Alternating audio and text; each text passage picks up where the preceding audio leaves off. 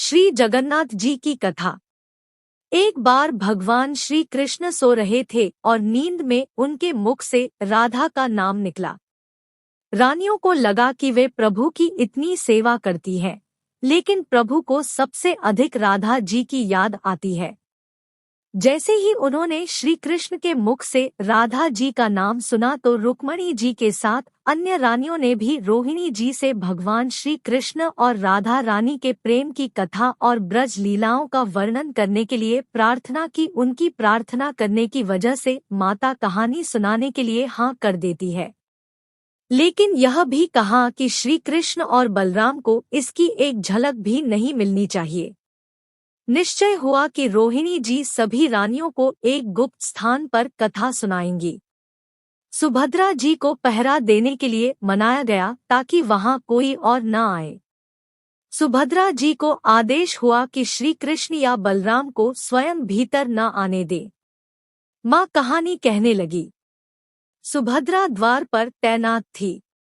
थोड़ी ही देर बाद भगवान श्री कृष्ण और बलराम जी वहीं पर पहुंच जाते हैं, परंतु सुभद्रा उन्हें अंदर जाने से मना कर देती है। इससे भगवान श्री कृष्ण को कुछ संदेह हुआ।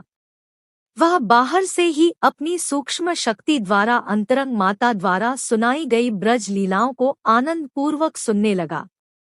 बलराम जी भी कथा का आनंद लेने लगे। जैसे ही भगवान श्री कृष्ण, बलराम और सुभद्रा जी कथा सुनते हैं तो कथा सुनने से उनके हृदय में ब्रज के प्रति प्रेम जागृत हो जाता है। इस वजह से उनके हाथ और पैर ऐसे सिकुड़ने शुरू हो जाते हैं जैसे बचपन में थे। तीनों राधा जी की कथा में इस प्रकार लीन थी कि वे मूर्ति के समान प्रतीत होने लगी। बहुत ध्यान से देखने पर भी उसके हाथ पैर दिखाई नहीं दे रहे थे। सुदर्शन ने भी द्रवित होकर लंबा रूप धारण कर लिया। उसी समय देवमुनि नारद वहां पहुंचे। भगवान के इस रूप को देखकर चकित रह गए और देखते ही रह गए। कुछ देर बाद जब नींद टूटी तो नारद जी ने भगवान श्री कृष्ण को प्रणाम कर कहा, हे प्रभु, मैं चाहता हूं कि जिस रूप का मैंने आज दर्शन किया है वह रूप आपके भक्तों को अनंत काल तक पृथ्वी पर देखने को मिले। आप इस रूप में पृथ्वी पर रहते हैं। भगवान श्री कृष्ण नारद जी की बात से प्रसन्न हुए और कहा कि ऐसा ही होगा। कलिकाल में मैं इसी रूप में नीलांचल क्षेत्र में अपना स्वरूप प्रकट करूंगा। कलियुग के आगमन के बाद भगवान की प्रेरणा से मालव राज इंद्रद्युम्न ने जगन्नाथ मंदिर में भगवान श्री कृष्ण, बलभद्र जी और बहन सुभद्रा जी की ऐसी मूर्तियां स्थापित की। इसके बाद यह दिलचस्प कहानी आई। राजा इंद्रद्युम्न प्रजा के सर्वश्रेष्ठ रक्षक थे। जनता उन्हें बहुत प्यार करती थी। प्रजा सुखी और संतुष्ट थी। राजा के मन में कुछ ऐसा करने की इच्छा थी कि सब उसे याद रखें। संयोग से इंद्रद्युम्न के मन में एक अज्ञात इच्छा प्रकट हुई कि वह एक ऐसा मंदिर बनाए जो दुनिया में कहीं और न मिले। इंद्रद्युम्न सोचने लगे कि आखिर उनके मंदिर में किस देवता की मूर्ति स्थापित की जाए। राजा के मन में यह इच्छा और विचार दौड़ने लगा। एक रात वह इस बारे में गहराई से सोचते हुए सो गया। राजा को नींद में स्वप्न आया। स्वप्न में उन्हें एक दिव्य वाणी सुनाई दी। इंद्रद्युम्न ने सुना, राजा, आप पहले एक नया मंदिर बनाना शुरू करें। मूर्तों की चिंता छोड़ो। सही समय आने पर आप खुद रास्ता देखेंगे। राजा नींद से जागा। सुबह होते ही उसने स्वप्न के बारे में अपने मंत्रियों को बताया। राजपुरोहित के सुझाव पर शुभ मुहूर्त में पूर्वी तट पर एक विशाल मंदिर बनाने का निर्णय लिया गया। वैदिक मंत्रोच्चारण के साथ मंदिर निर्माण की शुरुआत की गई। राजा इंद्रद्युम्न के मंदिर निर्माण के बारे में शिल्पकारों और कारीगरों को जानकारी दी गई। इसमें योगदान देने सभी पहुंचे। मंदिर निर्माण में दिन रात मेहनत की। कुछ ही वर्षों में मंदिर बनकर तैयार हो गया। समुद्र के तट पर एक विशाल मंदिर बन गया, लेकिन मंदिर के अंदर भगवान की मूर्ति की समस्या जो की त्यों बनी रही। राजा को फिर चिंता होने लगी। चिंता की वजह से एक दिन जब राजा मंदिर के गर्भगृह में बैठा था तो यह सब सोचने से उसकी आंखों में आंसू आ जाते हैं। वह चिंता करते हुए भगवान से प्रार्थना करता है कि हे भगवान, मुझे तो केवल इस बात की चिंता है कि मैं मंदिर में आपकी किस रूप को स्थापित करे, राह दिखाओ, सपने में तुमने जो संकेत किया था उसके पूरा होने का समय कब आएगा। मूर्तियों के बिना मंदिर देखकर सब मुझ पर हंसेंगे। राजा की आंखों से आंसू गिर रहे थे और वह प्रभु से प्रार्थना करता रहा, प्रभु, मैं आपके आशीर्वाद से सम्मानित हुआ हूँ। लोग समझेंगे कि स्वप्न में तेरी आज्ञा का झूठा बोलकर मैंने इतना परिश्रम किया है। हे भगवान, मुझे रास्ता दिखाओ। राजा उदास मन से अपने महल चला गया। उस रात राजा को फिर स्वप्न आया। स्वप्न में उसे भगवान की वाणी सुनाई दी, राजन, यहाँ के पास ही भगवान श्री कृष्ण का एक विग्रह रूप है। तुम उन्हें खोजने का प्रयास करो, तुम्हें दर्शन प्राप्त होंगे। इंद्रद्युम्न ने पुजारियों और मंत्रियों को फिर सपना बताया। सभी इस निष्कर्ष पर पहुंचे कि प्रभु की कृपा आसानी से प्राप्त नहीं होगी। उसके लिए हमें शुद्ध मन से काम करना शुरू करना होगा। राजा इंद्रद्युम्न ने 4 विद्वान पंडितों को भगवान के देवता को खोजने की जिम्मेदारी सौंपी। भगवान की इच्छा से प्रेरित होकर चारों विद्वान 4 दिशाओं में निकल पड़े। विद्यापति उनमें से एक विद्वान थे। वह चारों में सबसे छोटा था। भगवान के देवता की खोज के दौरान उनके साथ कई अलौकिक घटनाएं हुई। पंडित विद्यापति पूर्व दिशा की ओर चल पड़े। कुछ दूर चलने के बाद विद्यापति उत्तर की ओर मुड़े और उन्हें एक जंगल दिखाई दिया। जंगल भयानक था। विद्यापति श्री कृष्ण के उपासक थे। उन्होंने श्री कृष्ण को याद किया और उन्हें रास्ता दिखाने की प्रार्थना की। भगवान श्री कृष्ण की प्रेरणा से उन्हें रास्ता दिखाई देने लगा।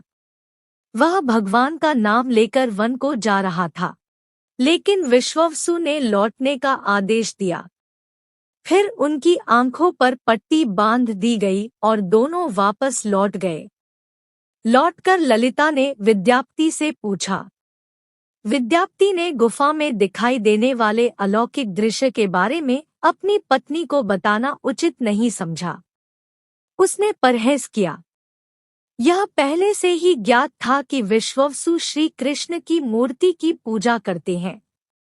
विद्यापति को आभास हुआ कि जिस देवता के बारे में महाराज ने स्वप्न में देववाणी सुनी थी वह इस मूर्ति के बारे में है। विद्यापति सोचने लगे कि किसी तरह उन्हें इस मूर्ति को राजधानी पहुंचना होगा।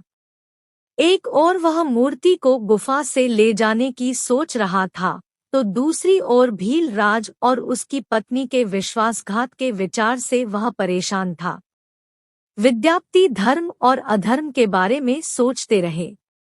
तब यह विचार आया कि यदि विश्वावसु ने वास्तव में उस पर विश्वास किया होता तो वह उसे आंखों पर पट्टी बांधकर गुफा में नहीं ले जाता। इसलिए उसके साथ विश्वासघात का सवाल ही नहीं उठता। उसने गुफा से मूर्ति चुराने का मन बना लिया। विद्यापति ने ललिता से कहा कि वह अपने माता पिता को देखने जाना चाहता है। वे उसकी चिंता करेंगे। जब ललिता भी उनके साथ जाने को तैयार हो गई तो विद्यापति ने उन्हें यह कहकर मना लिया कि यदि वे शीघ्र लौटेंगे तो वे उन्हें ले जाएंगे। ललिता मान गई। विश्वावसु ने उसके लिए एक घोड़े की व्यवस्था की। अभी तक सरसों के बीच से पौधे निकले थे। उन्हें देखकर विद्यापति गुफा में पहुंचे। उसने भगवान की स्तुति की और क्षमा प्रार्थना करने के बाद अपनी मूर्ति को उठाया और अपने थैले में रख लिया। शाम तक वह राजधानी पहुंचा और सीधे राजा के पास गया। उसने दिव्य मूर्ति राजा को सौंप दी और पूरी कहानी सुनाई। राजा ने बताया कि उसे कल स्वप्न आया कि प्रातःकाल समुद्र में एक कुंड बहता हुआ आएगा। उस ठूंठ को तराश कर भगवान की मूर्ति बनाओ जिसका हिस्सा तुम्हें मिलने वाला है। वे भगवान श्री विष्णु के स्वरूप होंगे। तुम जो मूर्ति लाई हो वह भी भगवान विष्णु का अंश है। दोनों आश्वस्त थे कि उनकी खोज समाप्त हो गई थी। राजा ने कहा कि जब हम भगवान की भेजी हुई लकड़ी से इस मूर्ति का बड़ा रूप बना लेंगे, तब तुम अपने ससुर से मिलकर मूर्ति उन्हें वापस कर दो। वह अपने कुलदेवता की इतनी विशाल मूर्ति को एक भव्य मंदिर में स्थापित देखकर प्रसन्न होंगे। दूसरे दिन सूर्योदय से पूर्व राजा विद्यापति और अपने मंत्रियों के साथ समुद्र के तट पर पहुंचे। स्वप्न के अनुसार एक बड़ा कुंड जल में बहता हुआ आ रहा था। उसे देखकर सब खुश हो गए। 10 नावों पर बैठकर राजा के सेवक उस ठूंठ को खींचने पहुंचे। फंदे को मोटी रस्सियों से बांधकर खींचा जाने लगा, लेकिन फंदा टस से मस नहीं हुआ। और भी लोग भेजे गए, लेकिन सैकड़ों लोगों और नावों के इस्तेमाल के बाद भी ठूंठ को नहीं हिलाया जा सका। राजा का मन उदास हो गया। सेनापति ने ट्रंक खींचने के लिए एक लंबी सेना भेजी। पूरे सागर में सैनिक दिखाई दे रहे थे, पर सब मिलकर ठूंठ को भी अपनी जगह से हिला नहीं पा रहे थे। सुबह से रात तक। अचानक राजा ने काम बंद करने का आदेश दिया। उन्होंने विद्यापति को अकेले में लिया और कहा कि उन्हें समस्या का कारण पता चल गया है। राजा के चेहरे पर संतोष के भाव थे। राजा ने विद्यापति को चुपके से कहीं जाने को कहा।